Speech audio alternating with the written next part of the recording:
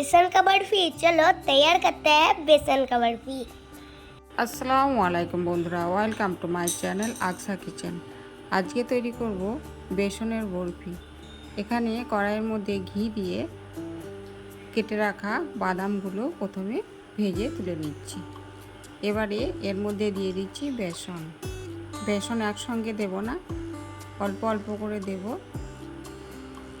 এবারে দিয়ে দিচ্ছি ঘি। ঘি বেসন অল্প করে দিতে থাকবো আর নাড়তে থাকবো।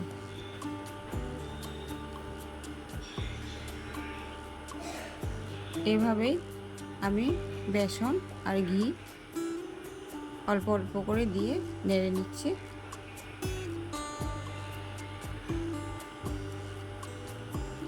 এখানে আরও কিছুটা ঘি দিয়ে দিচ্ছি।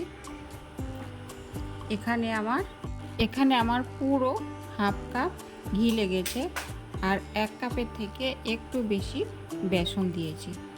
এবারে এটাকে এভাবে নেড়ে নেড়ে একদম সুন্দর একটা গন্ধ আসা পর্যন্ত ভেজে নিতে হবে।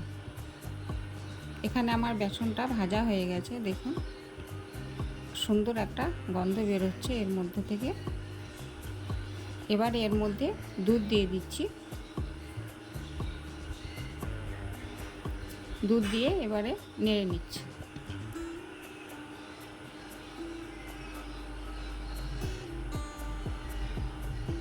এবারে এর মধ্যে চিনি দিয়ে দেব। প্রথমে 1 কাপ চিনি দিয়ে দিলাম।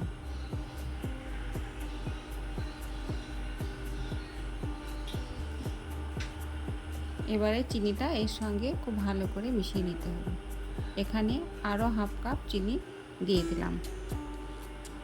এবার চিনিটাকে দিয়ে খুব ভালো করে এটাকে মিশিয়ে নিতে হবে আর এটাকে একদম লো ফ্লেমে তৈরি করতে হবে।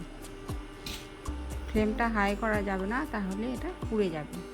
এখানে কিছুটা এলাচ থেতো করে দিয়ে দিচ্ছি। ভেজে রাখা বাদাম দিয়ে দিচ্ছি।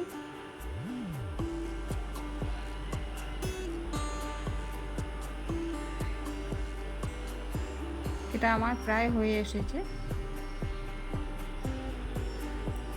দেখুন এরকম হবে।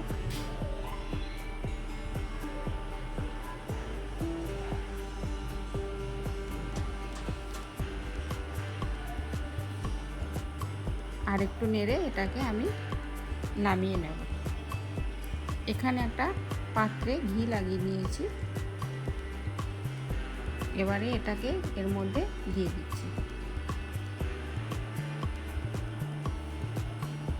এই প্লেটের মধ্যে এটাকে খুব ভালো করে সেট করে নিতে হবে। দেখুন আমি খুব ভালো করে এটাকে সেট করে নিয়েছি। এবারে এর মধ্যে ভেজে রাখা বাদামগুলো দিয়ে স্প্যাচুলা দিয়ে আরও একবার এগুলোকে চেপে দেব, যাতে বাদামগুলো উপরে উঠে না যায়। স্প্যাচুলা দিয়ে এইভাবে এগুলোকে চেপে দিতে হবে।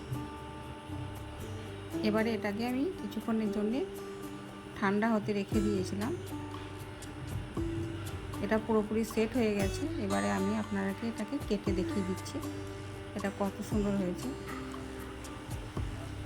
তো হঠাৎ করে যদি মিষ্টি খেতে ইচ্ছা করে, তাহলে আপনারাও বাড়িতে তৈরি করে নিতে পারেন খুব সহজে এরকম বেসনের বরফি। চ্যানেলে কোনো নতুন বন্ধু এসে থাকেন তাহলে প্লিজ চ্যানেলটিকে সাবস্ক্রাইব করে পাশে থাকবেন। আল্লাহ হাফেজ।